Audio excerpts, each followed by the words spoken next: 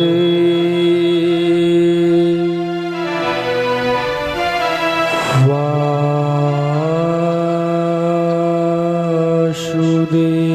वासुदेवाय।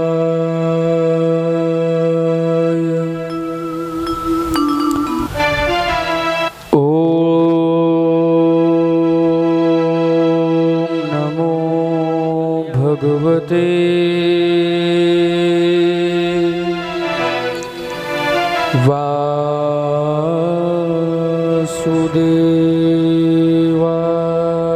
वासुदेवाय। ओम नमो भगवते वासुदेवाय।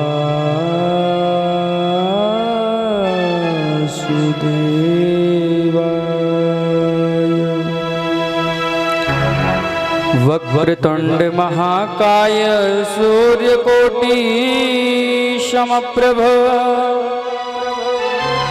निर्विघ्नं कुरु मे देव सर्वकार्येषु सर्वदा।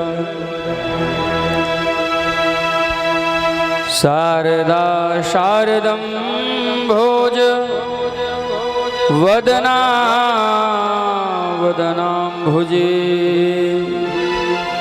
सर्वदा सर्वदास्माकं सन्निधिं सन्निधिं क्रिया।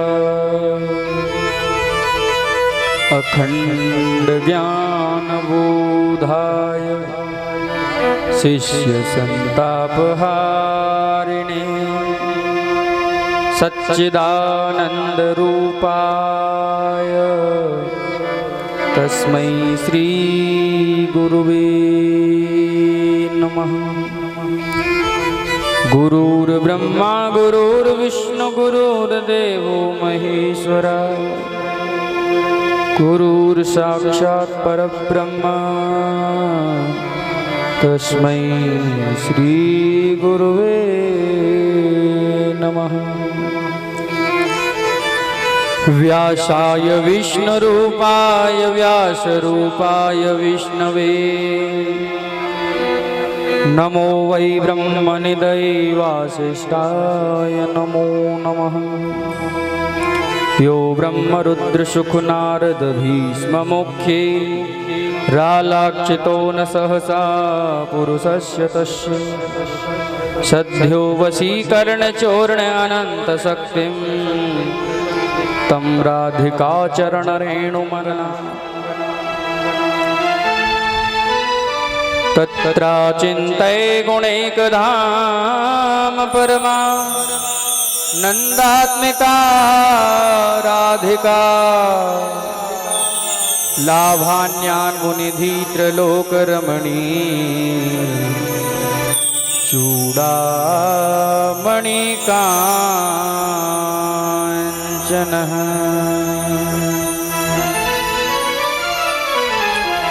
जय जय श्री राधारमण जय जय नवल किशोर जय गोपी चित चोर प्रभु जय जय माखन चोर। मैं आयो तेरी शरण तुम हो सर्वाधार।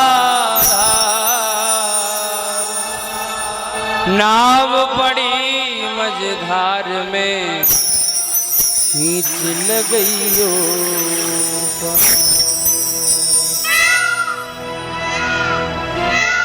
प्रीत करो रघुनायक से और राही बनो गुरु ज्ञान गली के। दीन दयाल को नाम रटो और दास रहो बजरंग बली। भोली बांके बिहारी लाल की जय। श्रीमद् भागवत महापुराण की जय हो। श्री सुखदेव जी महाराज की जय हो। श्री व्यास जी महाराज की जय हो। श्री परीक्षित जी महाराज की जय हो। युगल जोड़ी सरकार की जय हो। अनंत बलवंत श्री हनुमंत लाल की जय हो। जय जय श्री राधे, जय जय श्री राधे, जय जय श्री राधे।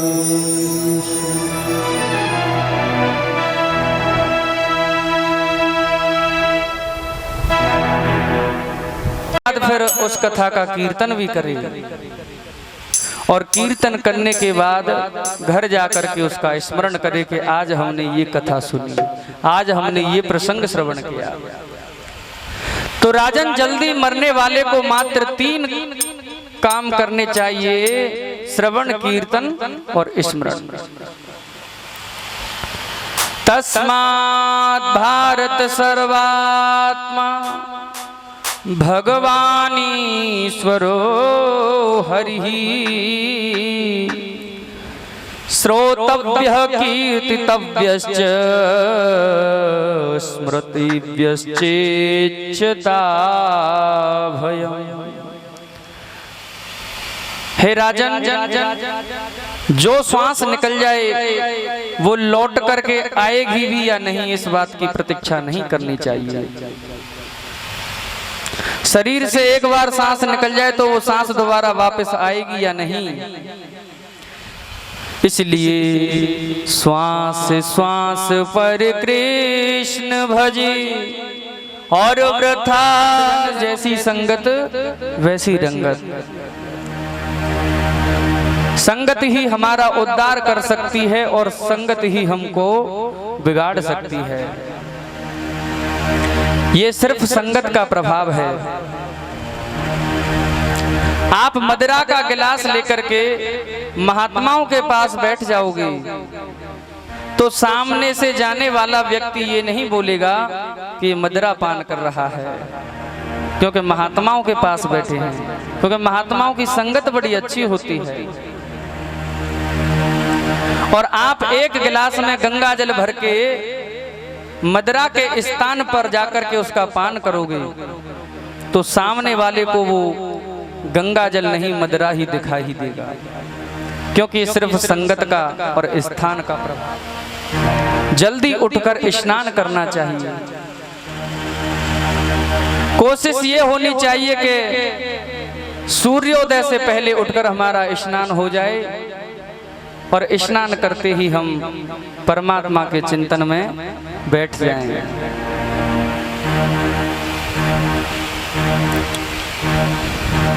तो जिसने ये 4 चीजें जीत ली उसका मन अपने वश में हो जाता है: आसन, ध्यान, संग और इंद्रिय। चौथा बताया जितेंद्रिय, यानी अपनी इंद्रियों को जीतो। इंद्रिय किसको बोलते हैं? रसना को, जीव को।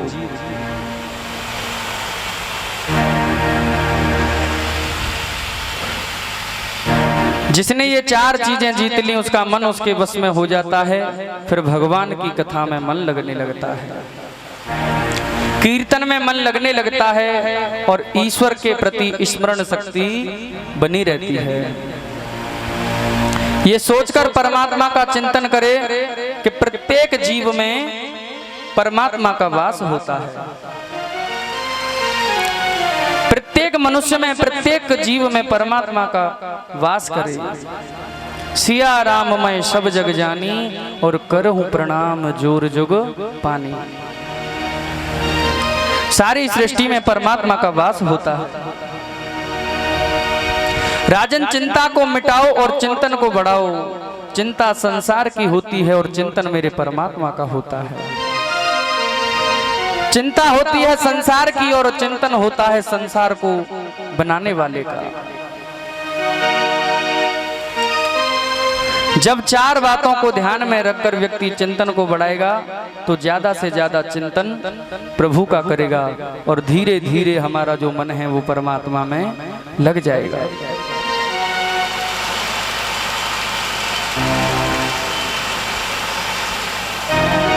बोले बांके बिहारी लाल की जय हो। राजा परीक्षित ने कहा कि भगवान इस सारी सृष्टि को परमात्मा क्यों बनाता है,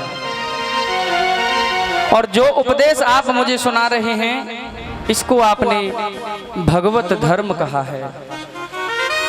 इस भगवत धर्म का उपदेश सबसे पहले नारायण ने ब्रह्मा जी को दिया था।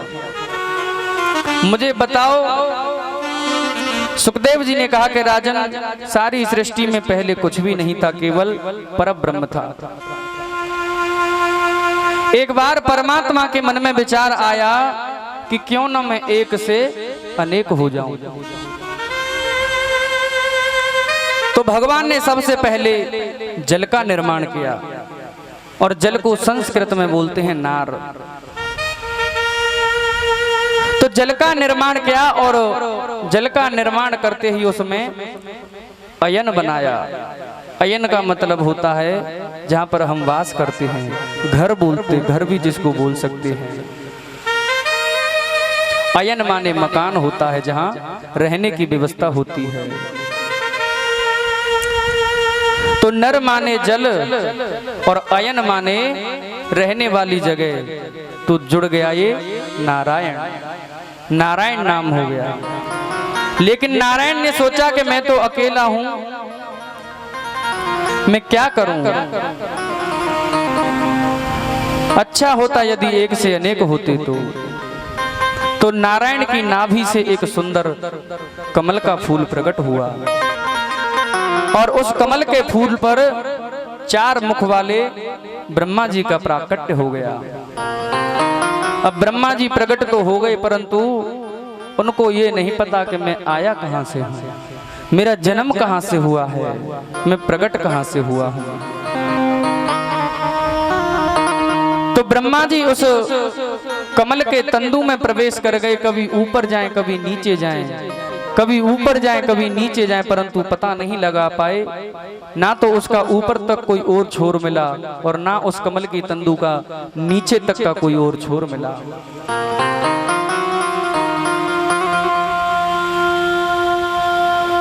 फिर ये करते करते बहुत समय व्यतीत हो गया, तो ब्रह्मा जी उदास हो गए। तो ब्रह्मा जी के कान में दो शब्द सुनाई पड़े, दो वर्ण सुनाई पड़े। पहला शब्द था त और दूसरा था प, यानी कि तप। तपस्या की जाए तो पता लगाया जा सकता है कि मैं कहां से उत्पन्न हुआ हूं। तो ब्रह्मा जी ने बहुत समय तक तपस्या करी, उनको श्रीमन नारायण का दर्शन हुआ। नारायण भगवान ने ब्रह्मा जी से कहा कि आज से मैंने तुम्हें विधाता बना दिया, इस सृष्टि का मालिक बना दिया। ब्रह्मा जी हाथ जोड़ करके कहते हैं कि प्रभु, जब व्यक्ति थोड़ा सा बड़ा हो जाता है, जब व्यक्ति के पास थोड़ा धन अधिक आ जाता है, तो उसको अभिमान हो जाता है। आप तो मुझे इस पूरे ब्रह्मांड का मालिक बना रहे हो, यदि मेरे मन में अभिमान आ गया, मेरे मन में यदि मद हो गया, तो क्या होगा। भगवान ने कहा कि जिसके ऊपर मेरी कृपा होती है, जो मेरी छत्र छाया में रहकर अपने आप को यही समझता है कि सब कुछ मेरे परमात्मा का है। हे विधाता, जो अपने आप को तिनके से भी छोटा समझता है और तिनके से छोटा समझ करके मेरा भजन करता है, उसके मन में कभी अभिमान नहीं आ सकता। आपके ऊपर मेरी कृपा रहेगी और आप मुझे अपना मानोगे, आप मेरा भजन पूजा पाठ इत्यादि करोगे, तो अभिमान कभी नहीं आ सकता। जिस हृदय में पहले राम को बिठाएंगे तो काम नहीं आ सकता, अभिमान नहीं आ सकता। तो मेरे प्रभु ने 4 मंत्रों में ब्रह्मा जी को सारी भागवत जी का उपदेश कर दिया। चतुर्थ श्लोकी भागवत जिसे कहते हैं। अहमेवासमेवाग्रे नान्यद्यत् सत् सत् परम पश्चादहं यदेतच्च यो वशिष्येत सोऽस्म्यहम्। परमात्मा कहते हैं कि ब्रह्मा से सारी सृष्टि में केवल मैं ही था। सृष्टि को बनाने के बाद भी मैं ही रहता हूँ और सृष्टि के बिगड़ने के बाद जो कुछ बचता है वो सिर्फ मैं ही बचता हूँ। वर्तमान काल, भूतकाल और भविष्य काल, प्रेजेंट, पास्ट, फ्यूचर, तीनों में मेरे परमात्मा का वास होता है। पहले दिन मैंने बताया था कि जब हम नहीं थे तो परमात्मा था, जब हम हैं तो परमात्मा हैं, और जब हम नहीं रहेंगे तो भी परमात्मा रहेगा। ब्रह्मा जी से भगवान नारायण ये उपदेश कर रहे हैं। आप समझने की कोशिश करें। जैसे आप सभी ने मेरे लिए एक सोने की छोटी सी ईंट दी कि ये लीजिए पंडित जी। अब मैंने प्रसन्नता पूर्वक वो स्वर्ण की ईंट ले ली और उस स्वर्ण की ईंट से मैंने आभूषण बनवाए, उसके टुकड़े किए, एक टुकड़े की चैनी बनवाई, एक की मुद्री बनवाई, एक का हार बनवाया, एक का कुंडल बनवाया। अब आभूषणों के नाम तो अलग अलग हो गए, परंतु स्वर्ण तो सिर्फ स्वर्ण ही होता है। तो आभूषण बनने के बाद भी वो सोना था, आभूषण बनने से पहले भी वो सोना है। और जब स्वर्ण की चीजें टूट जाती हैं, बिखर जाती हैं, तो भी वो सोना ही रहता है।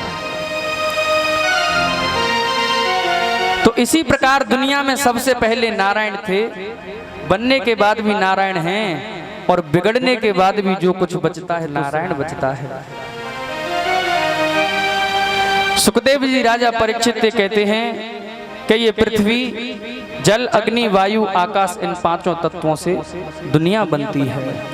क्षिति जल पावक गगन समीरा, पंच रचित अति अधम शरीरा। क्षिति जल पावक गगन समीरा, पंच रचित यह अधम शरीर। एक चींटी भी यहाँ पर बनती है तो वो 5 तत्वों से बनती है। कुत्ता भी बनता है तो वो भी 5 तत्वों से बनता है, और ये मनुष्य भी 5 तत्वों से बनता है। ये 5 तत्व हमारे शरीर के भीतर भी हैं और बाहर भी हैं। ऐसे ही दुनिया में रहकर भी मैं दुनिया से अलग हूँ, और अलग रहकर भी मैं सारी दुनिया में व्याप्त हूँ। आत्मा के तत्वों को समझने वाले जिज्ञासुओं को यही समझ लेना पर्याप्त है कि अनेक रूप से जो सर्वत्र विद्यमान रहे वो ही दिव्यात्मा है। राजा परीक्षित से सुखदेव जी एक बात पूछते हैं। सुखदेव जी कहते हैं कि राजन, मुझे आप एक बात बताइए कि जो भगवान होते हैं वो किसको पहले मिलते हैं? परमात्मा किसको पहले मिलता है? राजा परीक्षित ने कहा कि गुरुजी, मेरे हिसाब से तो भगवान उसी को पहले मिलते होंगे जो दिन में 5 बार नहाता है, स्नान करता है, बड़ा पवित्र रहता है। सुखदेव जी कहते हैं नहीं, ऐसी बात नहीं है। तो व्याद्यस्या चरणम ध्रुवस्य च वयो विद्या गजेन्द्रस्य का जातिर्विदुरस्य यादवपते रुद्रस्य किं पौरुषम् कोब्जायाः किमुतत्र रूपमधिकम् किं तत्सुधाम्नो धनम भक्त्या तुष्यति केवलं परमया भक्ति प्रियो माधव। अरे राजन, यदि 5 बार नहाने से भगवान मिल जाते तो जिन कोल भीलों को मेरे राम जी ने गले से लगाया था वो तो सर्दियों में 5-5 महीने तक नहाते ही नहीं। और रघुवर ने स्पष्ट कर दिया कि अस हमार प्रभु बड़ सेवकाई ले न बासन बसन चुराई। भाई, जिन जानवरों का जन्म जंगल में होता है उनको भगवान मिलते पहले उनको तो नहाने धोने से कोई मतलब ही नहीं। तो राजा परीक्षित ने कहा कि गुरुजी, मुझे फिर ऐसा लगता है कि भगवान लंबी उम्र वाले को मिलते होंगे जिसकी अवस्था बड़ी होती है, क्योंकि उनका अनुभव बड़ा होता है। सुखदेव जी कहते हैं राजन, ऐसी भी बात नहीं है। यदि आयुवान को परमात्मा मिलता था तो मात्र 5 वर्ष की अवस्था में ध्रुव ने भगवान को कैसे अपने सामने प्रकट कर लिया। आज ध्रुव चरित्र आएगा कथा में। ऐसी बात नहीं है कि जिसकी उम्र लंबी होती है, अवस्था जिसकी लंबी होती है, परमात्मा उसको मिलता है, नहीं। 5 वर्ष की उम्र में छोटे से भक्त ध्रुव ने भगवान को अपने सामने खड़ा कर लिया। कैसे? तपस्या से और विश्वास से। राजा परीक्षित ने कहा कि फिर गुरुजी, ये बात तो पक्की है, जो ज्यादा पढ़े लिखे होते हैं, जो ज्यादा विद्वान होते हैं, उनको तो भगवान मिलते ही होंगे। सुखदेव जी हंसे और बोले, बेटा ऐसी भी बात नहीं है। यदि विद्वान पढ़े लिखों को परमात्मा मिलता था तो जो गजराज हाथी था उसके पास कौन सी डिग्रियां थी? उसने कोई पीएचडी तो नहीं करी थी। एक हाथी को भी भगवान मिल गए। भजता है वो परमात्मा का होता है। यहाँ कोई जात और बिरादरी भी मायने नहीं रखती। राजा परीक्षित कहते हैं कि गुरुजी, फिर एक बात तो पक्की है, जो ज्यादा बलवान होता है ना, ताकतवर, उसको तो भगवान जरूर मिलते ही मिलते होंगे। सुखदेव जी हंसे, बोले कि राजन, यदि बलवान और ताकतवर को भगवान मिलते थे तो उग्रसेन के पास कौन सा बल था, जो कृष्ण के नाना थे। कंस के पिता उग्रसेन, कंस ने जेल में अपने पिता को डाल दिया था और उग्रसेन ने पुकारा था तो कृष्ण ने उनको मुक्त किया। वो तो कोई बलशाली नहीं थे, कमजोर थे। तो गुरुजी, फिर उनको भगवान मिलते होंगे जो ज्यादा सुंदर होते हैं। रूप यौवन तो देखते ही होंगे परमात्मा। सुखदेव जी कहते हैं, यदि परमात्मा रूप यौवन देखता था तो फिर उस कुब्जा पर क्यों कृपा करता था, जो कंस की दासी थी। कुब्जा जिसके कोई रूप ही नहीं था, लोग जिसको त्रिविका कहकर बुलाते थे, कुब्जा कहकर के बुलाते थे। अब तो राजा परीक्षित हार गया और बोला कि प्रभु, अब तो ये बात पक्की है, जिनके पास ज्यादा धन होता है उनको तो भगवान मिलते ही मिलते होंगे। जो ज्यादा अमीर होते हैं, जो ज्यादा धनाढ्य होते हैं,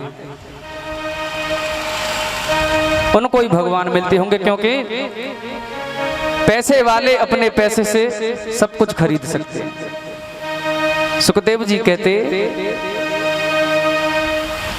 कि भगवान पैसे से नहीं खरीदा जा सकता। राजन, तुमने कहा कि अमीरों को भगवान मिलते, तो सुदामा के पास कौन सा धन था? बेचारे के पास एक मुट्ठी चावल भी उसके खुद के नहीं थे। अंतिम दिन की कथा में सुदामा चरित्र आएगा। अमीरों के पास भगवान होते तो सुदामा के पास तो कोई धन नहीं था।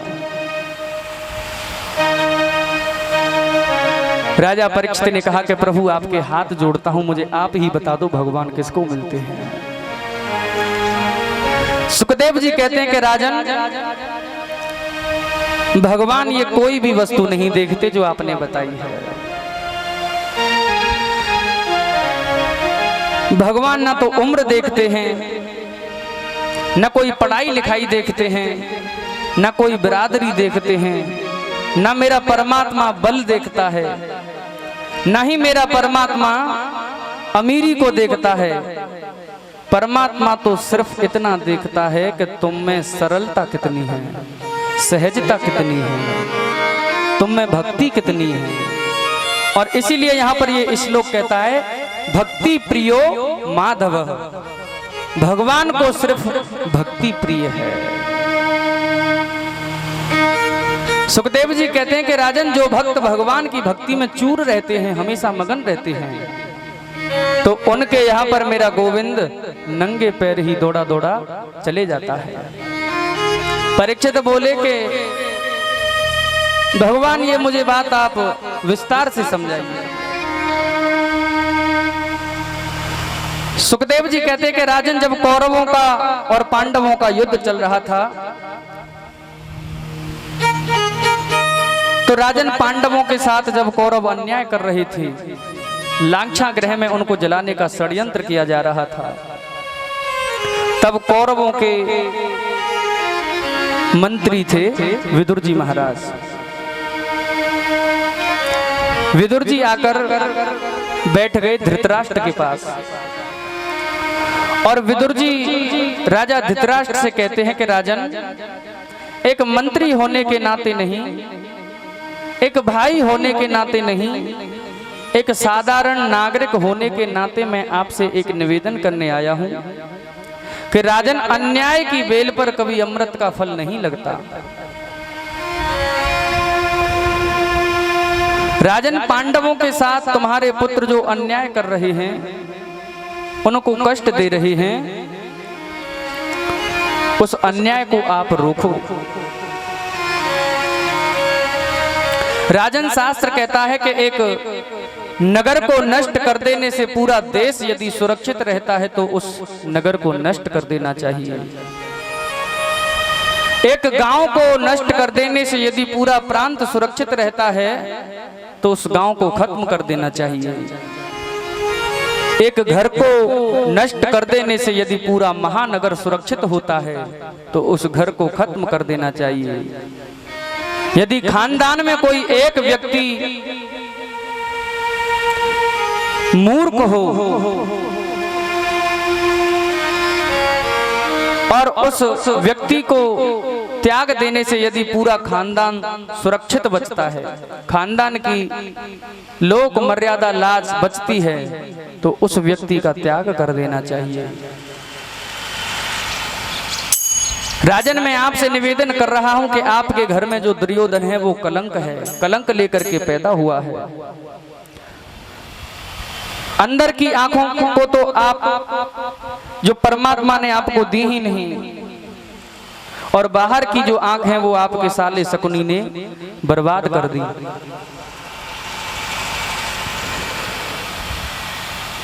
दुर्योधन को आप समझाओ, पांडवों को लांछा गृह में जलने से बचाओ, उनके साथ हो रहे इस अन्याय को रोको। विदुर जी धृतराष्ट्र से इस बात को कह रहे थे, इतने में ही दुर्योधन का महल में प्रवेश हो गया।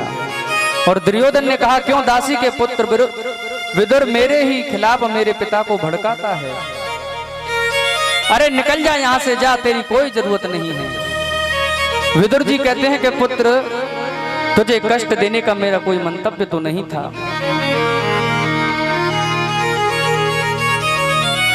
तुम्हें बुरा लगा इसलिए मुझे खेद है। विदुर जी ने तुरंत अपने मंत्री पद से त्याग दे दिया और अपनी पत्नी को लेकर वन में चले गए। एक सुंदर पर्णकुटी बनाई और वहां पर विदुर जी 12 वर्ष तक रहने लगे। 12 वर्ष तक विदुर जी ने कुछ अन्न इत्यादि नहीं खाया। वहीं पर बैठकर 12 अक्षर मंत्र का जप करते थे, ओम नमो भगवते वासुदेवाय। विदुर जी एक दिन अपनी पत्नी के पास आए, विदुरानी के पास, और प्रसन्न चित्त थे। विदुर ने आकर के कहा कि ए देवी, आज समझती हो, देखो हस्तिनापुर कितना सुंदर सज रहा है, दुल्हन की तरह सज रहा है, विदुरानी ने कहा कि क्या बात है। विदुर जी ने कहा कि आज मेरे द्वारकाधीश भगवान श्री कृष्ण की यथरात्रा आने वाली है। आज मेरा कन्हैया शांति दूत बन के आ रहा है पांडवों का। विदुरानी ने कहा कि इस समय आपका मंत्री पद तो है नहीं, क्योंकि आपको निकाल दिया गया है मंत्री पद से। हम कैसे देखेंगे कन्हैया को। विदुर कहता है कि देवी मन छोटा क्यों करती है, हम उसे नहीं देख सकते तो क्या हुआ, वो तो हमको देख ही सकता है। और एक नजर यदि उसकी पड़ गई हमारे ऊपर तो हम समझेंगे कि हमारा जीवन धन्य हो गया।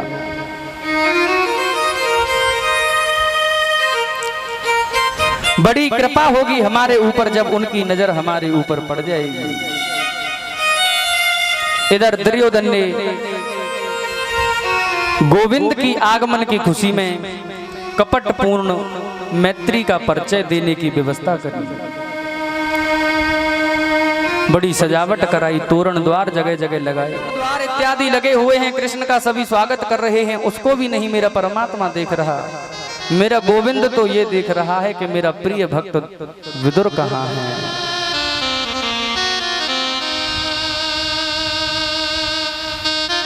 और जैसे ही विदुर के ऊपर भगवान की नजर गई तो प्रेमियों ऐसा स्वरूप भक्त और भगवान की आंखें मिल गई। जैसे ही मेरे कन्हैया ने विदुर को देखा तो विदुर का तो मन रूपी मयूर नाचने लगा और गदगद हो गया। और कहता है अपनी पत्नी से, विदुर देख देख भाग्यवान, देख देख कन्हैया हमें देख रहा है। उसकी नजर हमारे ऊपर पड़ गई। नजीरों ने नजीरों से मुलाकात कर ली और रहे दोनों खामोश मगर बात कर ली। आज भक्त और भगवान की नजर के इशारे हो गए। प्रभु ने मानो इशारे में ही कह दिया कि काका मैं तेरे घर जरूर आऊंगा। विदुर जी तो अपनी पत्नी विदुरानी से कहते हैं कि तुम जल्दी घर जाओ, बढ़िया सुंदर गोबर का लेप करना, गाय के गोबर का लेप करना और बढ़िया मेरे कन्हैया की व्यवस्था करना। जैसा भी है रूखा सूखा परमात्मा को आज अपने हाथों से खिलाएंगे, क्योंकि मेरे परमात्मा ने इशारे में ही मुझे बता दिया कि मैं तेरे घर जरूर आऊंगा। मैं अभी देख करके आता हूं देवी के पांडवों के भाग्य का क्या फैसला होता है। एक बहुत बड़ा मंच बना है, मंच पर सैकड़ों सिंहासन लगे हैं। उन्हीं सिंहासन में एक सुंदर मणिमय सिंहासन सजा हुआ है जिस पर मेरी कन्हैया को विराजित कर दिया गया। विदुर जी का तो अपमान हो चुका था, तो विदुर जी तो उस सभा में थे नहीं। विदुर जी सभा में आगे जो भगवान के सामने सारे बैठे थे, सेवक भक्त, उन्हीं में एक खंबे से पीठ लगाए विदुर जी बैठे हैं। भगवान ने दुर्योधन से कहा कि मैंने तुम्हें दुर्योधन नहीं, मैंने तुम्हें सुयोधन कहा है, क्योंकि दुर्योधन उसे कहते हैं जिसकी मंद बुद्धि होती है और सुयोधन उसे कहते हैं जिसकी शुद्ध बुद्धि होती है। तो तुम दुर्योधन नहीं, तुम तो सुयोधन हो प्यारे। मैं आपसे एक बात पूछना चाहता हूं। दुर्योधन ने कहा कि पूछिए। कन्हैया ने कहा कि जो पांडव हैं वो तुम्हारे भाई हैं। दुर्योधन बोला बिल्कुल है, तुम्हारे खास चाचा के बेटे हैं। दुर्योधन ने कहा कि जी। तो कन्हैया ने बोला फिर तो वो आधे राज्य के अधिकारी हुए। दुर्योधन ने कहा कि 1% भी नहीं। कन्हैया ने कहा कि दुर्योधन यदि नैतिक पद्धति से देखा जाए तो पांडवों को आधा राज्य मिलना चाहिए, परंतु मैं आधा नहीं, मैं सिर्फ 5 गांव पांडवों के लिए तुमसे मांगता हूं। मैं अपने पांडवों को मना लूंगा, सिर्फ तुम 5 गांव पांडवों के नाम कर दो। दुर्योधन तड़क कर खड़ा हो गया और बोला शुच्यक नैव दास्यामि विना युद्धेन केशव। आप तो 5 गांव देने की बोलते हो, सुई के नोक के बराबर भी जमीन में पांडवों को नहीं दे सकता बिना युद्ध के। कन्हैया ने कहा कि अरे मूर्ख, तुझे पता नहीं युद्ध की भीषण परिस्थिति क्या होती है। हजारों स्त्रियां विधवा हो जाएंगी युद्ध में, लाखों बच्चे अनाथ हो जाएंगे, क्या होगा उनका। और तेरे में इतनी भी बुद्धि नहीं कि एक शांति दूत से कैसा व्यवहार किया जाता है। तुरंत धृतराष्ट्र ने दुर्योधन का हाथ पकड़ लिया और कहा कि चुपचाप नीचे बैठ जा, नहीं तो रूठ कर चले गई तो सब किए कराए पर पानी फैल जाएगा। दुर्योधन हाथ जोड़ करके बोला कि कन्हैया क्षमा करें, मैं बचपन से ही थोड़ा उद्गंड था, इसलिए मुझे थोड़ी थोड़ी बातों पर क्रोध आ जाता है। पर छोड़ो, ये राजनैतिक की बातें तो बाद में होती रहेंगी। चलो, मेरी माँ गांधारी ने तुम्हारे लिए बड़ा सुंदर भोजन बनाया है, 56 भोग अपने हाथों से बनाया है। कन्हैया ने कहा कि दुर्योधन, भोजन सिर्फ 2 परिस्थितियों में किया जाता है, या तो भोजन कराने वाले के मन में अटूट श्रद्धा हो तब भोजन अच्छा लगता है, और या फिर भोजन करने वाले के पेट में बहुत भूख हो तब भोजन अच्छा लगता है। तेरे मन में श्रद्धा नहीं है और मेरे पेट में भूख नहीं है, तो भोजन का तो कोई सवाल ही नहीं। और आज तो वैसे भी मेरे काका विदुर के यहाँ पर मेरा निमंत्रण है। विदुर उसी सभा में बैठे थे और मत्थे पर हाथ रख करके बोला कि हे राम, मैंने तो इनको कोई निमंत्रण भी नहीं दिया, इन्होंने कैसे बोल दिया कि निमंत्रण है। कन्हैया ने इशारे में कह दिया कि मैं तेरे घर आऊंगा, तू चिंता मत कर। अब तो विदुर जी तुरंत सभा में से खड़े हुए और सोचने लगे कि यदि कन्हैया ने बोला है तो वो जरूर आएगा, अवश्य आएगा। और जब मेरा कन्हैया, मेरा श्याम सुंदर मेरे घर पर आएगा तो कुछ तो व्यवस्था होनी चाहिए। सभा को छोड़ करके विदुर जी गोप लोगों की बजरिया में गए। कहीं से माखन खरीदते हैं, कहीं से लड्डू खरीदते हैं कन्हैया के लिए।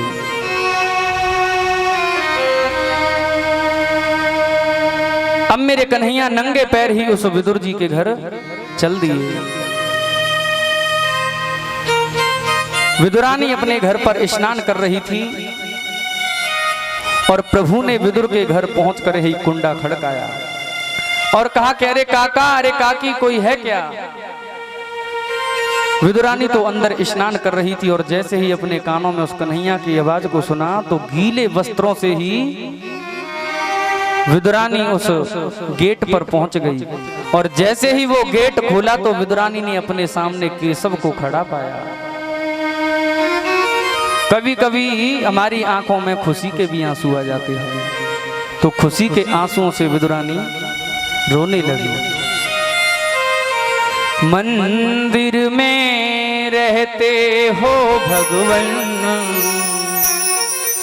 कभी बाहर आया जाया करो, मैं रोज तेरे दर आती हूँ, कभी तुम भी मेरे घर आया करो। प्रेमियों, जैसे ही विदुरानी ने आवाज सुनी कि ये तो मेरे गोपाल की आवाज है, यकीन मानिए उस विदुरानी ने स्नान करते हुए गीले वस्त्रों से ही गोविंद का स्वागत किया। और जब अपनी आंखों के सामने कन्हैया को खड़ा देखा तो ऊपर बैठे आकाश मंडल में देवता सोच रही हैं, ऐसी कौन सी तपस्या करी है इस विदुर और विदुरानी ने, जो कन्हैया नंगे पैर ही इसके घर पर आ गया।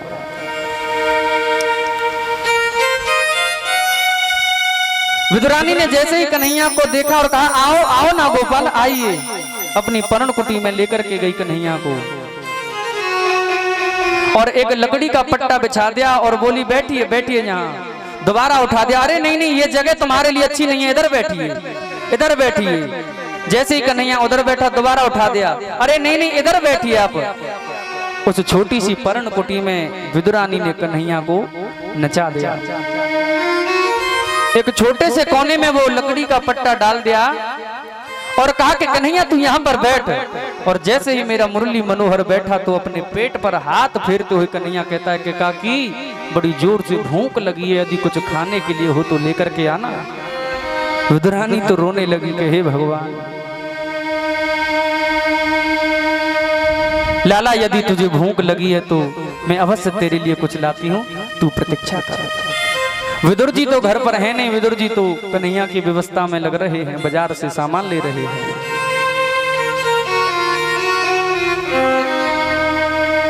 विदुरानी की उस पर्ण कुटी में एक कदली का वृक्ष लगा था, केले का वृक्ष। उस केले के वृक्ष से विदुरानी ने कुछ फल तोड़े केले के, और कन्हैया के सामने पत्तल रख दी, और उस पत्तल पर विदुरानी क्या करती है, उस फल को छीलती जाती है। जो केले का फल होता है उसको तो अलग फेंकती है और छिलके परोसती जाती है, क्योंकि वो भाव में पागल हो रही थी। विदुरानी ने फल नहीं केले का छिलका रखा था और गोविंद उस छिलके को फेंक। धीरे धीरे खाता जा रहा है कन्हैया मेरा।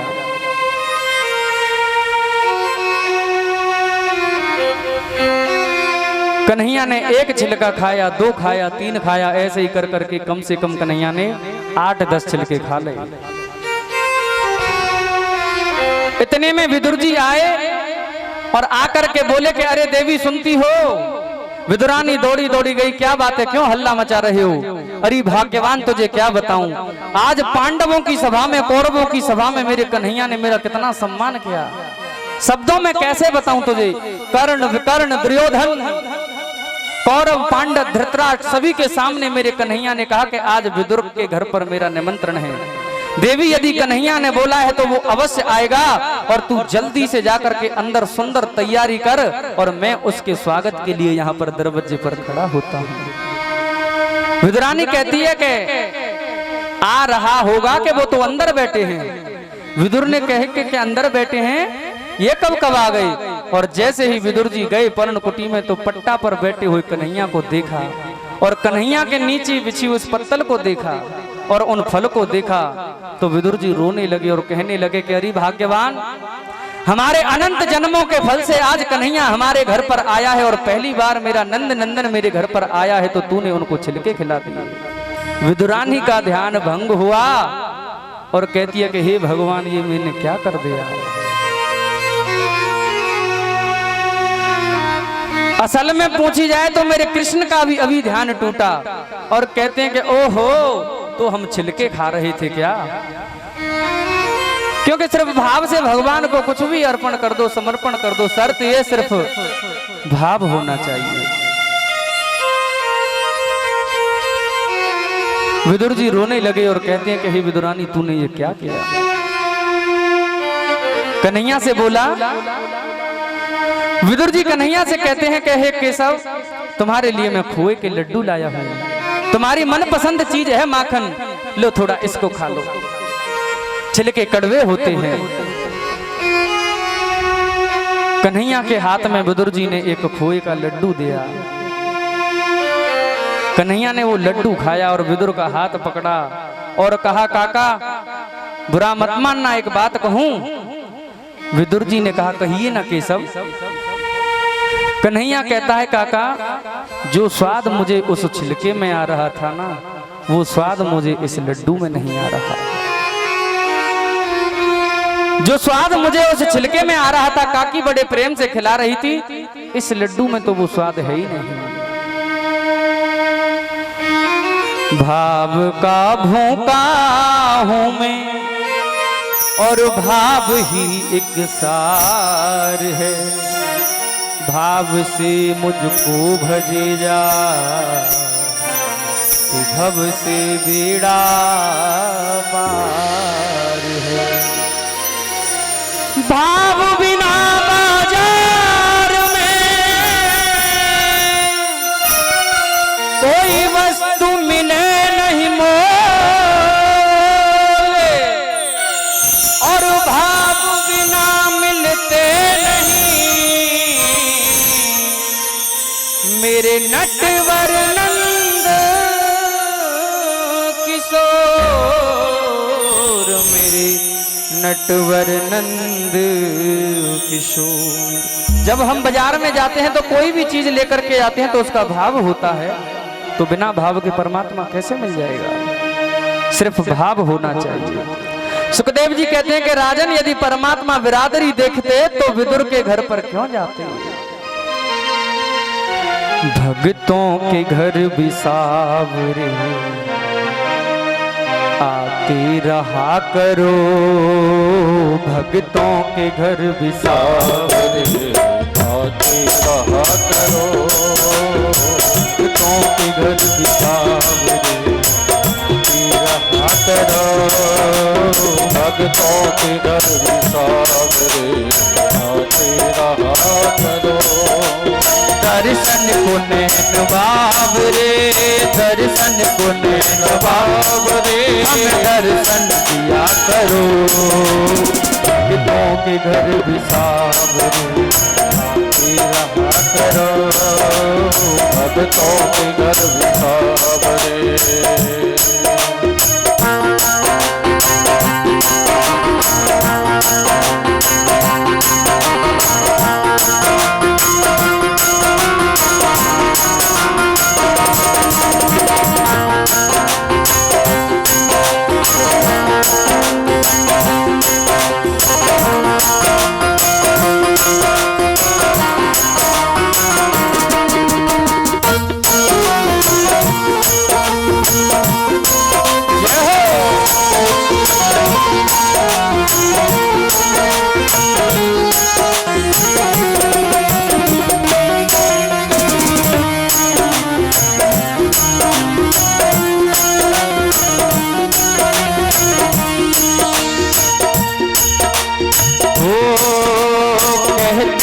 प्रेम से प्रभु छिलके दिखा गए, कहते हैं प्रेम से प्रभु छिलके दिखा गए, कहते हैं प्रेम से प्रभु छिलके दिखा गए, कहते हैं प्रेम से प्रभु छिलके दिखा गए।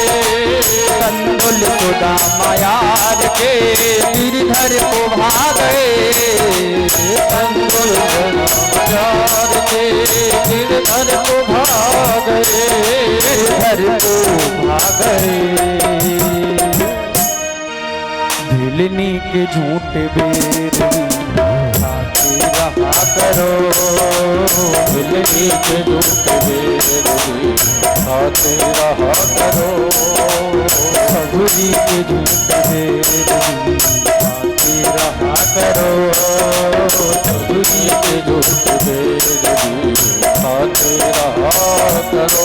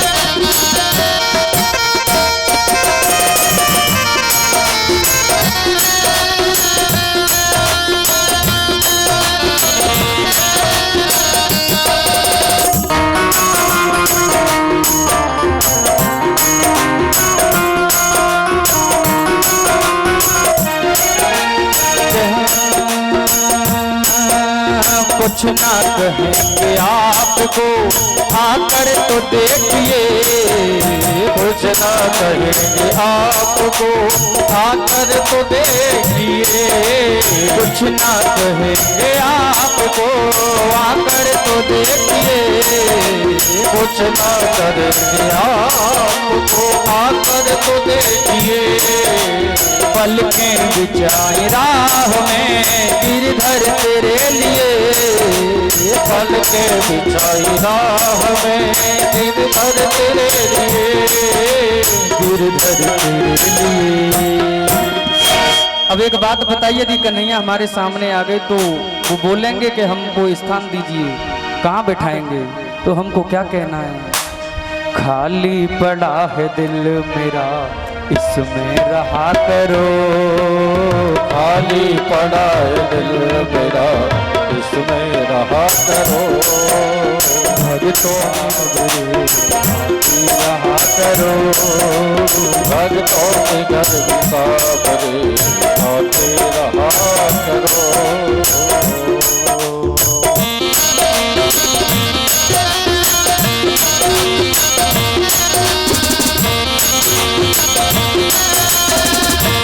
बोलना के बिहारी लाल की।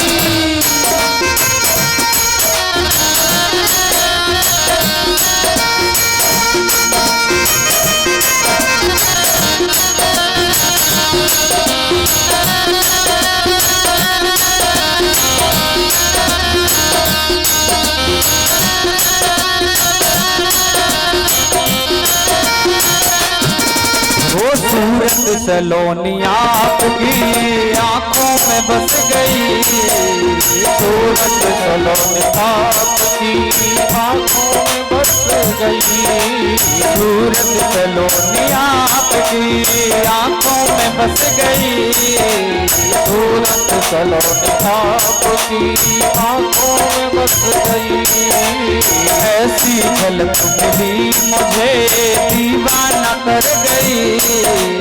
ऐसी झलक मिली मुझे दीवाना कर गई।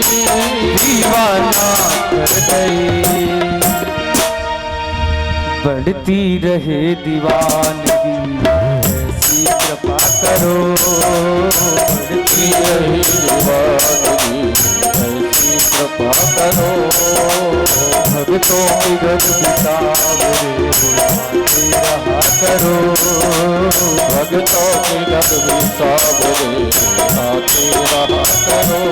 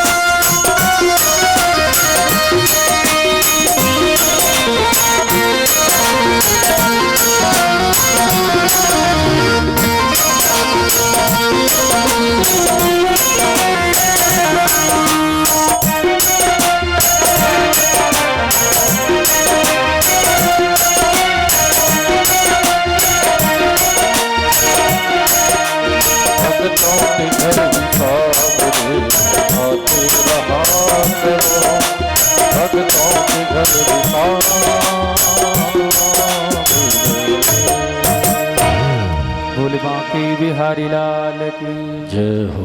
तो प्रेम से मेरे प्रभु ने छिलके खाए। एक बार उद्धव जी ने कृष्ण से पूछा कि कन्हैया तुम्हारे 24 अवतार हुए हैं, तो उन 24 अवतारों में जगह जगह आपको 56 भोग लगे हैं।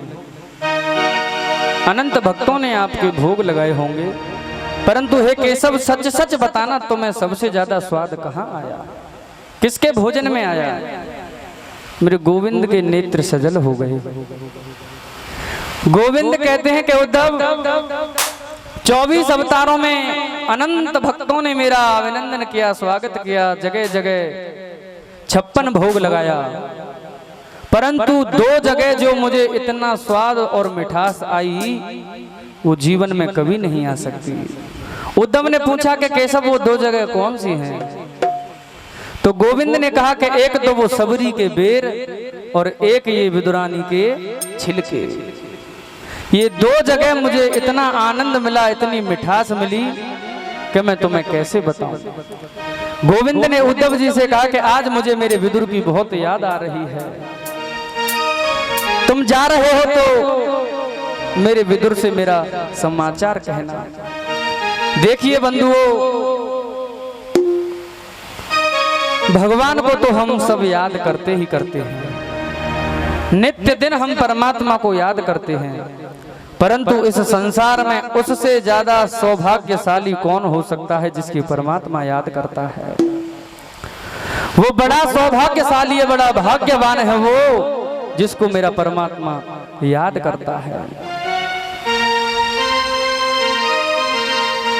आनंद रामायण का एक प्रसंग यहाँ पर आता है कि एक बार हनुमान जी ने श्री राम जी से प्रश्न किया।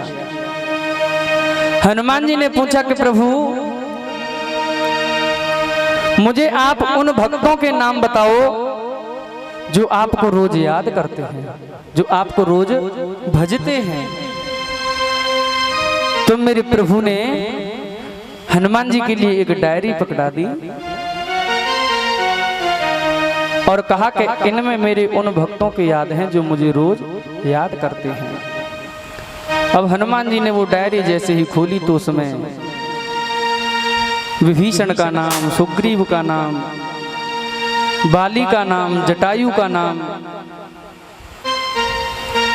अंगद का नाम, बहुत से भगवान के नाम लिखे हुए थे, परंतु हनुमान का नाम उसमें कहीं नहीं था। मेरा वीर बजरंगबली निराश हो गया। राम जी ने कहा क्या हुआ? हनुमान जी कहते हैं कि प्रभु मेरी इस सेवा में कोई भूल हो रही है क्या? द्वार का सेवक हूं, कोई यदि प्रभु इस दास से भूल हो रही हो तो बताइए। राम जी ने कहा कि नहीं ऐसी कोई बात नहीं है। तो प्रभु इस डायरी में इन भक्तों के बीच में आपके इस दास का क्यों नाम नहीं है? मेरे राम जी ने अपनी पीताम्बरी से एक दूसरी डायरी दी और कहा कि हे हनुमान इसको खोल। और जैसे ही वो डायरी का पहला पन्ना खोला तो उस पर लिखा हुआ था कि मेरा सबसे प्रिय लाडला भक्त मेरा हनुमान। हनुमान जी ने पूछा कि ये क्या सिस्टम है प्रभु? तो राम जी ने कहा कि हे हनुमान, पहली डायरी में तो वो भक्त थे जो मुझे रोज याद करते हैं, परंतु इस डायरी में मेरा एक ही भक्त ऐसा है तू जिसको मैं स्वयं याद करता हूँ, जिसको मैं स्वयं याद करता हूँ, और वो है मेरा वीरों का वीर महावीर। तो ऐसे ही आज उद्धव जी महाराज भगवान से आज्ञा लेकर गए। मार्ग में सरस्वती नदी के किनारे विदुर जी मिले। सुखदेव जी कहते हैं कि जब उद्धव और विदुर जी से मिले तो दोनों का कंठ अवरुद्ध हो गया, दोनों की परिस्थिति बड़ी भिन्न भिन्न हो गई। विदुर कहते हैं कि उद्धव तुम भाग्यवान हो, और उद्धव कहते हैं विदुर तुम भाग्यवान हो। उद्धव जी ने कृष्ण की बाल लीलाएं, कृष्ण का दिव्य किशोर चरित्र श्रवण कराया। उद्धव जी ने कृष्ण की अनंत कथाएं सुनाई और कहा कि बाकी कथा आपको मैत्रेय मुनि जी से श्रवण करने को मिलेगी। हरिद्वार क्षेत्र में मैत्रेय मुनि विराजमान हैं। मैत्रेय मुनि ब्राह्मण हैं और विदुर हैं दासी के पुत्र। लेकिन अभी मैंने आपसे कहा था कि जात पात पूछे नहीं, कोई हरि को भजे सो हरि को हो। आज एक दासी का पुत्र विदुर और ब्राह्मण मैत्रेय मुनि की कुटिया में जाते हैं, और जैसे ही दोनों के नैन लड़े, एक दूसरे को जैसे ही दोनों ने देखा तो 4 मिले 64 खिले और 20 रहे कर जोड़, और हरिजन से हरिजन मिले 20 से 7 करोड़। 4 मिले, 2 नेत्र विदुर जी के और 2 नेत्र मैत्रेय मुनि जी के। 64 खिले, एक मुख में 32 दांत होते हैं। 32 दांत विदुर जी के खिले, खिलखिलाकर हंसने लगे। और ऐसे ही मैत्रेय मुनि। 20 रहे कर जोड़, एक हाथ में, एक शरीर में 2 हाथ होते हैं और दोनों हाथों में 10 उंगलियां होती हैं। तो 20 रहे कर जोड़, दोनों एक दूसरे का आदर करते हैं। और 20 से 7 करोड़, एक रोम में, एक शरीर में 3.5 करोड़ रोम होते हैं। तो 3.5 7 करोड़ रोम उनका खिल उठा। सुखदेव जी कहते हैं कि राजन मैत्रेय मुनि बोले कि आज इस गरीब ब्राह्मण की कुटिया में आप जैसा परम संत कैसे आ गया? और वास्तव में ही बड़ा तो वो होता है जो दूसरों को बड़ा समझता है। विदुर जी मैत्रेय मुनि से पूछते हैं कि सारी सृष्टि को परमात्मा क्यों बनाता है? और इस सृष्टि में कोई दुखी तो कोई सुखी क्यों होता है। फिर किसी भक्त को बचाने के लिए परमात्मा कई कई अवतार लेते हैं। हे मैत्रेय मुनि जी, मैंने तो सुना है कि भगवान ने सूकर का अवतार भी लिया था, वराह अवतार जिसको बोलते हैं। भगवान ने नरसिंह का भी अवतार लिया था, भगवान शेर भी बने थे। मैत्रेय मुनि ने विदुर जी से सभी प्रश्नों के उत्तर देते हुए कहा कि संसार में जो कुछ भी दिखाई देता है वो सब उसकी सुंदर लीला है और कुछ नहीं। दूसरी बात तुमने पूछी कि कोई सुखी कोई दुखी क्यों, तो भगवान किसी को सुख नहीं देते तो परमात्मा किसी को दुख भी नहीं देता। और अपने कर्म के अनुसार ही जीव सुख और दुख को भोगता है। हो काहुन को सुख दुख कर दाता, निज कृत कर्म भोग सब भ्राता। काहुन को सुख दुख कर दाता, निज कृत कर्म भोग सब भ्राता। सिया राम सिया राम जय जय राम, राम सिया राम जय। इस संसार में जो कुछ भी भोगते हैं हम लोग अपने कर्म और प्रारब्ध के अनुसार भोगते हैं। भगवान किसी को सुख नहीं देता तो वो किसी को दुख भी नहीं देता। जो जैसा कर्म करता है वो वैसा ही भोग प्राप्त करता है। तीसरी बात आपने पूछी कि व्यक्ति को बचाने के लिए परमात्मा अवतार लेता है, तो वेद के अनुसार व्यक्ति जो कर्म कर रहा है और वेद के आधार पर सत्कर्म कर रहा उस व्यक्ति को जब कोई व्यक्ति दुख पहुंचाता है, कष्ट पहुंचाता है, तो उस व्यक्ति की सुरक्षा के लिए परमात्मा अवतार लेता है। अवतारों में भगवान ने वराह अवतार लिया, शुकर का अवतार लिया। इसका भी एक कारण है।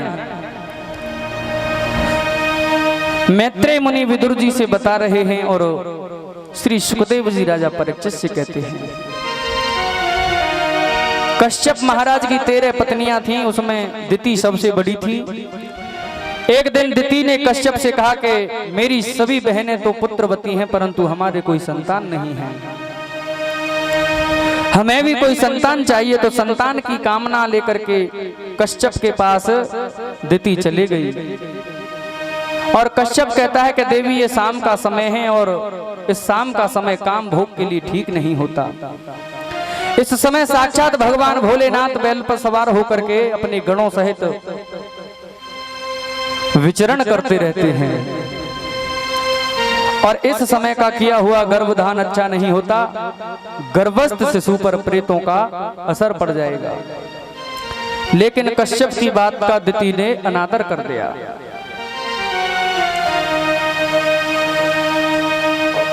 ऋषियों ने श्राप दे दिया कि तुम्हें 2 पुत्र होंगे, दोनों ही दुष्ट दुराचारी होंगे। माता दिति तो रोने लगी, एकदम भयभीत हो गई कि बोली कि प्रभु मुझे दुराचारी दुष्ट पुत्र नहीं चाहिए।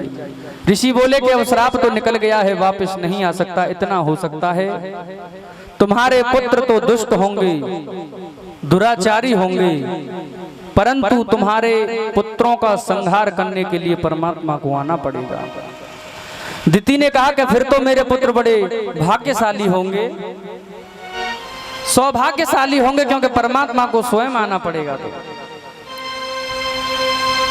कश्यप ने दिति से कहा कि देवी जो तुम्हारा भक्त हो, जो तुम्हारा पौत्र होगा वो भगवान का बड़ा भक्त होगा, गुणवान होगा, शीलवान होगा, आयुवान होगा, तेजस्वी होगा, यशस्वी होगा, मनस्वी होगा, तपस्वी होगा, भगवान का परम भक्त होगा और उसका नाम कलयुग में प्रहलाद से विख्यात होगा। इतना सुनकर माता दिति ने अपने मन में बड़ी प्रसन्नता मनाई और देवताओं ने ब्रह्मा से पूछा कि दिति के गर्भ में जो शिशु है उसका प्रकाश अभी से बढ़ रहा है, ब्रह्मा ने कहा कि दिति के गर्भ में जो बालक है वो साधारण नहीं, ये दिति के गर्भ में 2 बालक हैं।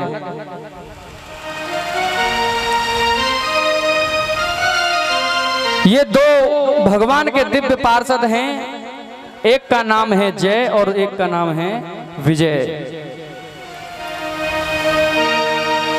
ब्रह्मा ने कहा कि मेरे मानस पुत्र हैं 4, सनक, सनंदन, सनातन और सनत कुमार। ये चारों पुत्र एक बार भगवान के दर्शन के लिए वैकुंठ में प्रवेश करने के लिए गए, तो जय विजय ने इनको रोका और कहा कि क्षमा करें, अभी हमारे प्रभु का विश्राम का समय है, अभी आप नहीं मिल सकते। तो सनत कुमारों ने कहा कि हमारे पिता अंदर विराजमान हैं और हम उनके दर्शन करना चाहते हैं, आप हमको हमारे पिता के दर्शन करने से ही वंचित करते हो, हम तुम्हें श्राप देते हैं, जाओ राक्षस बन जाओ। जय विजय चरणों में गिरकर क्षमा याचना करने लगे, प्रभु हमको पहचान नहीं हुई, हम पहचान नहीं पाए, हे प्रभु हम राक्षस बन जाएंगे तो बड़ी तकलीफ होगी, बड़ा कष्ट होगा। सनत कुमारों ने कहा कि दैत्य तो तुम जरूर बनोगे, लेकिन 3 जन्मों के बाद तुम्हें मोक्ष मिल जाएगा। सनत कुमारों ने श्राप द्वारा जय और विजय दिति के गर्भ में बालक बनकर आए और दोनों का जन्म हुआ। एक हुआ हिरण्यकश्यप और एक हुआ हिरण्याक्ष। हिरण्याक्ष बड़ा दुष्ट था। पृथ्वी पर जब प्रलय का समय आया तो पृथ्वी समुद्र में डूब गई। देवता लोग चिंतित हो गए, भयभीत हो गए कि पृथ्वी को निकाल कर कौन लाए। तो ब्रह्मा जी कीर्तन करने बैठे और ब्रह्मा जी को कीर्तन करते करते एक छींक आई और उस छींक से एक छोटा सा सुकर का रूप लेकर के वराह उत्पन्न हो गया और वो छोटा सा बालक बड़ा हुआ, वही जाकर के वराह बना। समुद्र में डूबती हुई पृथ्वी को अपने दांतों पर लेकर वराह भगवान निकलने लगे। इधर हिरण्याक्ष आकाश में उड़ता हुआ जा रहा है और उधर से देवर्षि नारद वीणा बजाते हुए आ रहे। हिरण्याक्ष ने नारद जी को देखते हुए कहा कि खाली ये वीणा बजाना ही जानते हो कि लड़ना झगड़ना भी जानते हो? आज हमारे बाजुओं में बड़ी खुजली हो रही है, हमसे तुम्हें युद्ध करना पड़ेगा। नारद जी बोले कि भैया हम लड़ना झगड़ना तो नहीं जानते, परंतु लड़ाना जरूर जानते हैं। यदि मैं न लड़ते हुए आपको किसी बड़े अपने से बड़े वीर योद्धा का नाम बता दूं तो कैसा होगा? हिरण्याक्ष बोला चलो बताइए कौन है। नारद जी ने कहा कि अभी अभी समुद्र में एक वराह निकल के आया है और इतना ताकतवर है, इतना बलशाली है कि उसने पृथ्वी को अपने दांतों पर रख रखा है, जाकर के उसी से युद्ध करो। नारद जी ने कहा कि तेरे हाथ की ऐसी खुजली मिटेगी कि जीवन में कभी चलेगी नहीं। अब हिरण्याक्ष समुद्र के किनारे चला गया और उस वराह भगवान को छेड़ने लगा। वराह भगवान ने अपने गदा के प्रहार से हिरण्याक्ष पर प्रहार किया और हिरण्याक्ष का सर धड़ से अलग हो गया और हिरण्याक्ष का वध हो गया। बोलिए वराह भगवान की जय हो।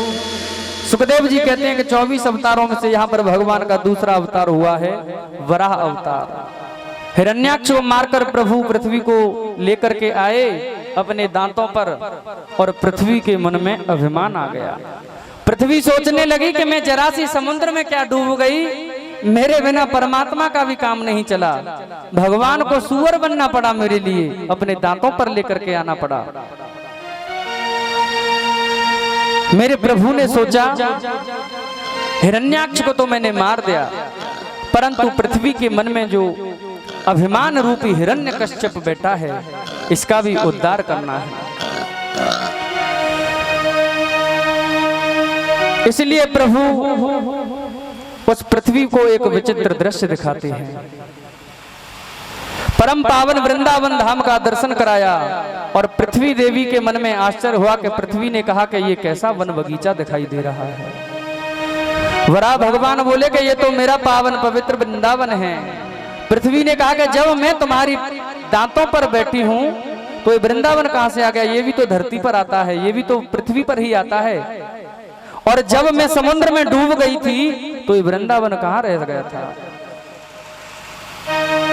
मेरे प्रभु ने कहा कि सारी सृष्टि का प्रलय हो सकता है, सारी दुनिया प्रलयकारी समुद्र में समा सकती है, परंतु मेरे पावन पवित्र वृंदावन का प्रलय कभी नहीं हो सकता।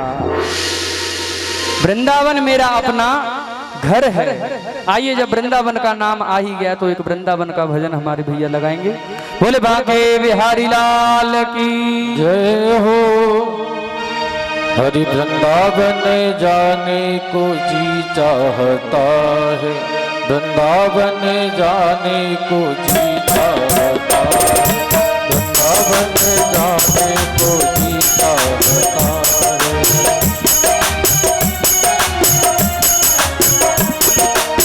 जी चाहता है, जी चाहता है, जी चाहता है मेरा जी चाहता है, जी चाहता है मेरा जी चाहता है, जी चाहता है मेरा जी चाहता है।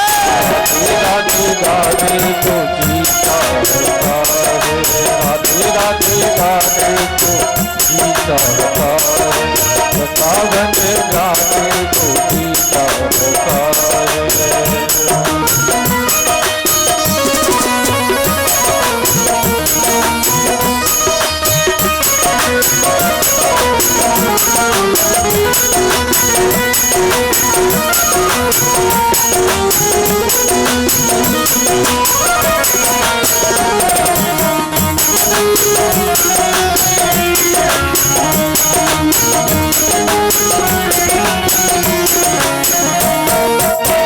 वृंदावन में बाके बिहारी, वृंदावन में बाके बिहारी, वृंदावन में बाके बिहारी, वृंदावन में बाके बिहारी। अखिया मिलाने को जी चाहता है, अखिया मिलाने को जी चाहता है, वृंदावन जाने को जी चाहता है।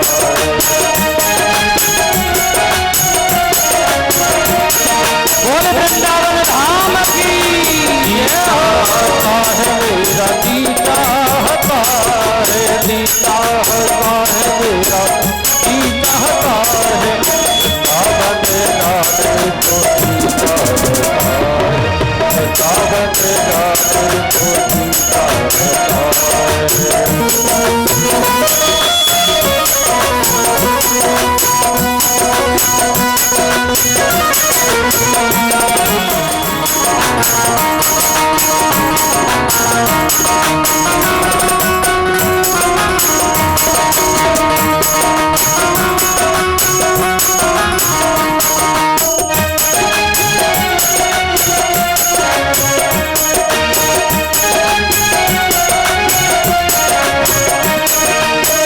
वृंदावन में निधि बन प्यारा, वृंदावन में निधि बन प्यारा, वृंदावन में निधि बन प्यारा, वृंदावन में निधि बन प्यारा, वृंदावन में निधि बन प्यारा, वृंदावन में निधि बन प्यारा।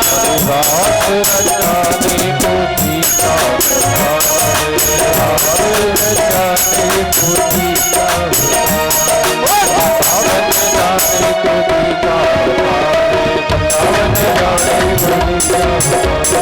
जी चाहता है मेरा जी चाहता है, जी चाहता है मेरा जी चाहता है, वृंदावन जाने को जी चाहता है, वृंदावन जाने को जी चाहता है, वृंदावन जाने को जी चाहता है, वृंदावन जाने को जी चाहता है।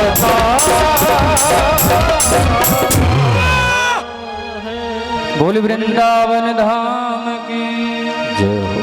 मिट जाए जीवन की बाधा और बोलो प्रेम से राधा राधा। बोलो प्रेम से, अरे माता आलस्य में क्यों बोल रहे हो? बोलो प्रेम से, आवाज नहीं आ रही, जनरेटर चल रहा है पीछे। बोलो प्रेम से, एक बार और बोलो प्रेम से। बोले राधा रानी सरकार की। जब वृंदावन का नाम आ जाता है जुबान पर, तो वृंदावन के राजा बांके बिहारी की याद आ ही जाती है।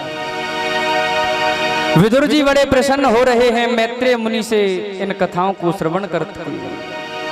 मैत्रेय मुनि विदुर जी से कहते हैं कि विदुर के सहित आनंद से रहते हैं और हमें देखो, हम यहाँ पर वन में भजन कर रहे हैं। भगवान मुस्कुरा करके बोले कि कोई तपस्या करता है मोक्ष पाने के लिए, कोई तपस्या करता है मुक्ति पाने के लिए, परंतु इस कर्दम ऋषि को देखो, इनके मन में आ गया विवाह करने की बात। 10,000 वर्षों तक तपस्या करी ऋषि कर्दम ने, लेकिन जिसने अपना सर्वस्व प्रभु को दे दिया, जिसने अपने जीवन को गोविंद के चरणों में समर्पित कर दिया, उसके मन में कोई सांसारिक भावना आ जाए तो भगवान उसको अवश्य पूर्ण करते हैं। चतुर्भुज रूप नारायण प्रकट हो गए और नारायण के दर्शन कर कर्दम चरणों में प्रणाम करने लगे। भगवान ने कहा कि कर्दम जी, आप विवाह कीजिए। स्वयंभू मनु की 3 पुत्री हैं, आकृति, देवहूति और प्रसूति, और उनके 2 पुत्र हैं, उत्तानपाद, प्रियव्रत और उत्तानपाद। स्वयंभू मनु की बीच की पुत्री जो देवहूति है, उससे आपका विवाह होगा। हम विवाह की बात पक्की करके आ गए हैं, आप कृपया करके मना मत कीजिए। इधर स्वयंभू मनु ने अपनी पत्नी को शतरूपा से कहा, बात छेड़ी कि हमारी बीच की पुत्री देवहूति ऋषि कर्दम के लिए ब्याही जाएगी, इसका कन्यादान हमको करने का सौभाग्य प्राप्त होगा।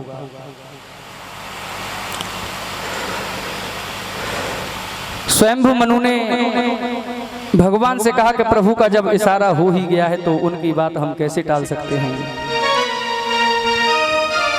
स्वयंभू मनु ने अपने बीच की पुत्री देवहूति का कन्यादान ऋषि कर्दम से कर दिया। अपनी अर्धांगिनी देवहूति को ऋषि कर्दम अपनी कुटिया में लेकर के आए, क्योंकि महात्माओं और संतों के पास तो सिर्फ कुटिया ही होती है, पर्ण कुटी ही होती है। अब उस पर्ण कुटी में जैसे ही देवहूति ने प्रवेश किया तो ऊपर नजर डाल करके देखा तो 40-50 चिड़ियाएं चें चें चें चें कर करके घोंसला बनाए बैठे कलवर कर रही हैं। नीचे नजर डाल करके देखा तो कम से कम उसमें 50 बिल्ल हुए थे, किसी में मेंढक, किसी में चूहा, किसी में बिल्ली। देवहूति ऋषि कर्दम से पूछती है कि प्रभु ये क्या है। कर्दम ऋषि कहते हैं कि देवी, ये चिड़िया जो है यहाँ पर बैठी हैं, ये इस कुटी को अपना ही समझती हैं, इसलिए ये यहाँ पर निवास करती हैं। और ये नीचे जो बिल बने हुए हैं, इनमें क्या है? ऋषि कर्दम ने कहा कि देवी, ये मेंढक, बिल्ली, चूहा, जीव जंतु जितने भी हैं, ये भी इस कुटी को अपना समझते हैं। देवहूति ने कहा कि ऊपर 50 पक्षी चेंचे कर रहे हैं, नीचे ये मेंढक, बिल्ली, चूहा के बिल बने हुए हैं, तो आपका निवास कहाँ है? कर्दम ने कहा कि वो जो कोने में 1.5 फुट का आसन है, वहां पर बैठ करके मैं भजन करता हूँ। देवहूति के नेत्र सजल हो गए और कहा कि ऐसा त्यागी मुझे पति के रूप में प्राप्त हुआ है, ऐसा त्याग जिसके जीवन में मैं तो धन्य हो गई। अब उस कुटिया की खिड़की को खोल करके देवहूति ने जैसे ही देखा तो बड़ा सुंदर झरना बह रहा है। शेर, गाय, बैल, बकरी एक साथ वहां पर पानी पी रही हैं, क्योंकि कर्दम ऋषि की तपस्या के द्वारा वहां के जीवों में हिंसा खत्म हो गई। ऋषि कर्दम ने अपनी पत्नी देवहूति से कहा कि देवी, हम तो अब जा रहे हैं भजन करने के लिए, अब ये तुम्हारा घर है, तुम चाहो जैसा इसको सजाओ, तुम चाहो जैसा इसको समारो, हम तो चल दिए तपस्या करने के लिए। ऋषि कर्दम देवहूति को पर्णकुटी में छोड़ करके उस कुटी के बगल में ही बैठ गए तपस्या करने और विचित्र समाधि लगा ली। इतनी विचित्र समाधि लगाई ऋषि कर्दम ने कि 40 वर्षों तक उनकी समाधि लगी रही। अब समाधि लगी तो देवहूति सोचती है कि मेरे पति तो समाधि में बैठ गए और पत्नी का सबसे बड़ा कर्तव्य होता है पति की सेवा करना। तो समाधि में बैठे हुए ऋषि कर्दम को वो देवहूति गीले कपड़े से पोंछ देती। अब कोई खाने पीने की वस्तु तो थी नहीं वहां पर, कभी पानी पी करके बेचारी अपना समय निकालती थी, कभी फल खा लेती, कभी सूखे पत्ते चबा लेती थी, कभी वो नहीं मिलता तो 2-4 दिन तक भूखी प्यासी रह लेती। जब 40 वर्ष बाद ऋषि कर्दम की समाधि खुली तो उन्होंने अपने आश्रम में एक वृद्ध अवस्था वाली माता को देखा और कहा कि देवी आपका परिचय क्या है, आप कौन हो? क्योंकि 40 वर्षों में ऋषि कर्दम भूल गए थे कि मेरी शादी भी हुई है। देवहूति कहती है कि मेरे पति तो मुझे भूल गए, तो हाथ जोड़ करके कहती है कि प्रभु याद कीजिए, आज से 40 वर्ष पहले आप राजा स्वयंभू मनु के पास गए थे और उनकी बीच की पुत्री देवहूति से आपका विवाह हुआ था। ऋषि कर्दम कहते हैं कि ओ हो अच्छा, तो अभी देवी तुम अभी तक यहाँ पर ही रही? कहाँ रही देवी? अब तक 40 वर्षों तक तुमने क्या खाया? देवहूति कहती है कि पतिदेव कभी फल तोड़ के खा लेती, कभी पत्ते चबा करके खा लेती, कभी पानी पी लेती, कभी भूखी रहती थी। कर्दम ऋषि ने कहा कि देवी आप अपने पिता के घर पर क्यों नहीं गई? देवहूति कहती है कि पतिदेव, पति का घर ही पत्नी के लिए स्वर्ग होता है, पति का घर ही पत्नी के लिए वैकुंठ होता है।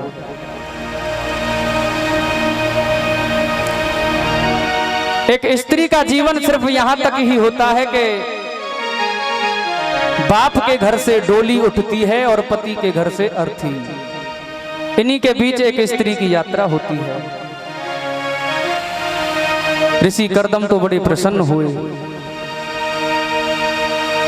ऋषि कर्दम ने कहा कि देवी अभी आप अपनी आंखें बंद कीजिए एक बार।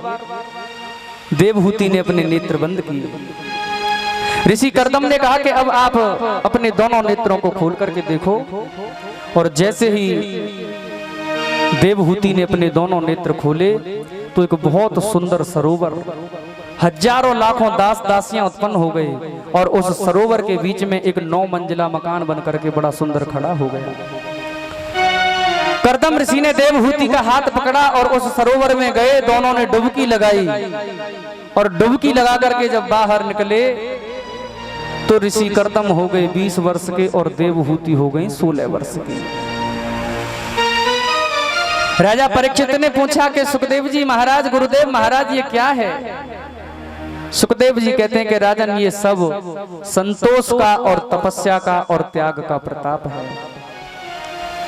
ये सब उस त्याग का फल है। यदि देवहूति पति को छोड़ करके दुख में चले जाती तो उसको कुछ नहीं मिलता। देवहूति ने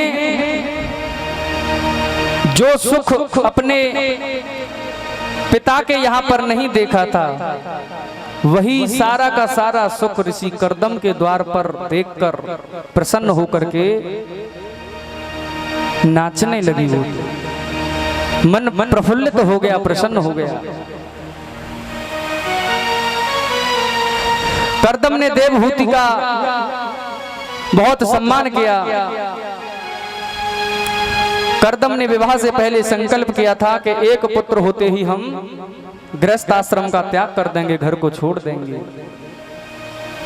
परंतु उस ऊपर वाले के मन में तो कुछ और ही था। कर्दम ने संकल्प लिया था कि एक बेटा हो जाएगा तब घर को त्याग दूंगा।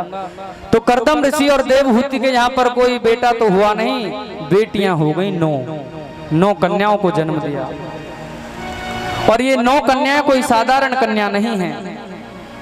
सती अनसुईया का नाम सुना होगा आपने, जो ब्रह्मा विष्णु महेश तीनों को अपनी गोद में खिला लेती है, वो ऋषि कर्दम और देवहूति की ही पुत्री थी। 9 कन्याओं को जन्म दिया। कला, अनुसुईया, श्रद्धा, हविर्भू, गति, क्रिया, ख्याति, अरुंधति, शांति। और ये 9 कन्याएं जिन ऋषियों के लिए ब्याई गई थीं, जिनसे जिनका विवाह आदि हुआ था, ये भी कोई साधारण ऋषि नहीं थे, ये भी बड़े धुरंधर प्रकांड। मरीचि, अत्रि, अंगिरा, पुलस्त, पुलह, क्रतु, भृगु, वशिष्ठ और अथर्वा, ये 9 ऋषियों के लिए ये 9 कन्याओं का विवाह आदि हुआ। कर्दम देवहूति के यहाँ पर 10वीं संतान के रूप में मेरे भगवान कपिल देव ने अवतार लिया। बोले कपिल देव भगवान की जय हो। और कपिल देव भगवान ने सांख्य शास्त्र का उपदेश अपनी माता देवहूति से सुनाया। माता देवहूति का वंश आगे नहीं चला। देवहूति माता 3 बहन थीं, आकृति, देवहूति और प्रसूति। आकृति का विवाह रुचि प्रजापति के साथ हुआ। उन्हीं के यहाँ पर यज्ञ भगवान का प्रादुर्भाव हुआ। प्रसूति का विवाह दक्ष प्रजापति के साथ हुआ, जहाँ पर माता सती का जन्म हुआ। और यही सती महारानी भगवान शिव की पत्नी बनी। स्वयंभू मनु की 3 कन्याओं के वंश का वर्णन हुआ। स्वयंभू मनु के 3 बेटियों के बाद जो 2 पुत्र थे, प्रियव्रत और उत्तानपाद। इन्हीं उत्तानपाद राजा की पत्नी है सुनीति, जिसके गर्भ से